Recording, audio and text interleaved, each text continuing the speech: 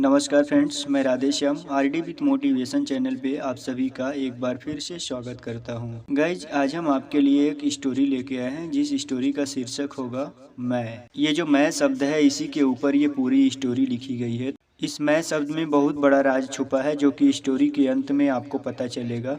तो चलिए शुरू करते हैं। एक समय की बात है, किसी नगर में एक बहुत धर्मात्मा और न्यायप्रिय राजा रहते थे। वे अपने प्रजा से बहुत प्रेम करते थे।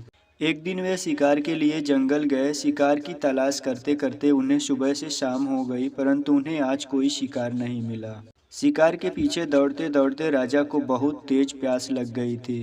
अब राजा जंगल में पानी की तलाश में निकल पड़े। थोड़ी दूर चलने के बाद राजा को एक महात्मा का आश्रम दिखा। आश्रम के समीप महात्मा भगवान को अर्पित करने के लिए फूल तोड़ रहे थे। तभी राजा वहां जा पहुंचे। राजा को देखते ही महात्मा जी अतिथि स्वागत के भाव से राजा को प्रणाम किए और बड़े ही आदर भाव से महात्मा जी राजा को अपने आश्रम में ले जाकर अपने आसन पे बैठाए और खुद नीचे बैठ गए। राजा के बिना कहे महात्मा जी ने शीतल जल पीने के लिए राजा को दिया। अब यह सब देखकर राजा को अपने आप पर गर्व घमंड होने लगा कि मैं राजा हूँ, इसलिए यह साधु हमारी इतनी आवभगत कर रहा है। महात्मा जी राजा के मन में चल रही बात को समझ जाते हैं। वो समझ जाते हैं कि राजा को अपने राजा होने का घमंड हो गया है। तभी बात ही बात में राजा महात्मा से पूछते हैं, अच्छा महात्मा, ये बताओ तुम मेरे बारे में क्या सोचते हो, मैं कैसा राजा हूँ। महात्मा ने बड़े ही सरल शब्दों में उत्तर दिया, हे राजन, हम सन्यासी जहाँ तक आपको जानते हैं, आप एक बहुत ही न्यायप्रिय और धर्मात्मा राजा हैं। आप में एक राजा के सभी गुण विद्यमान हैं। आप एक अच्छे राजा हैं। राजा महात्मा से कहते हैं, हे महात्मा, तुम कह रहे हो मैं एक अच्छा राजा हूँ, तो ये बताओ क्या मैं स्वर्ग जा सकता हूँ। राजा की इस बात को सुनकर महात्मा थोड़ा मुस्कुराते हुए बोलते हैं, राजन, जब तक मैं नहीं जाएगा तब तक आप स्वर्ग नहीं जा पाएंगे।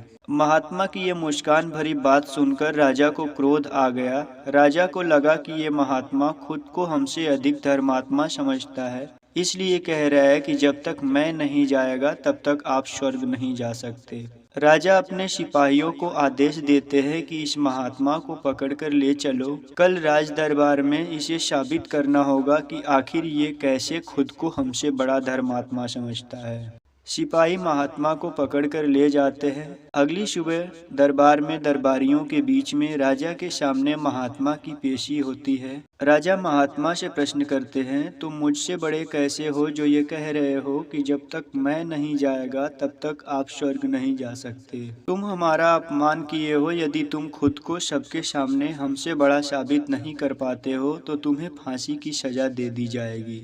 राजा की ये बात सुनकर महात्मा निशंक मुस्कुराते हुए कहते हैं, हे राजन, आप बहुत ही अच्छे राजा हैं। आप कभी भी किसी के साथ अनुचित नहीं करते। आप परमात्मा के अनन्य भक्त भी हैं। आप में एक राजा के सभी गुण विद्यमान हैं। आप निश्चित ही स्वर्ग जा सकते हैं, परंतु आपके अंदर केवल एक छोटी सी कमी है, वो है मैं का मतलब होता है गर्व, घमंड।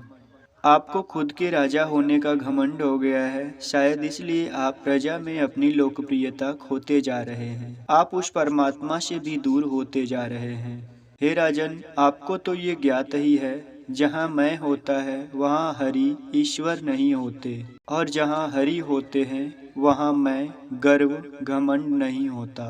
अतः यदि आप मैं को छोड़ देते हैं तो आप स्वर्ग जा सकते हैं। महात्मा की इतनी बात सुनने के बाद अब राजा को मैं का मतलब समझ में आ जाता है। राजा भरे दरबार में महात्मा की चरणों में गिरकर अपनी गलती की क्षमा मांगते हैं और महात्मा का बहुत आदर करते हैं। महात्मा वापस अपने आश्रम में चले जाते हैं।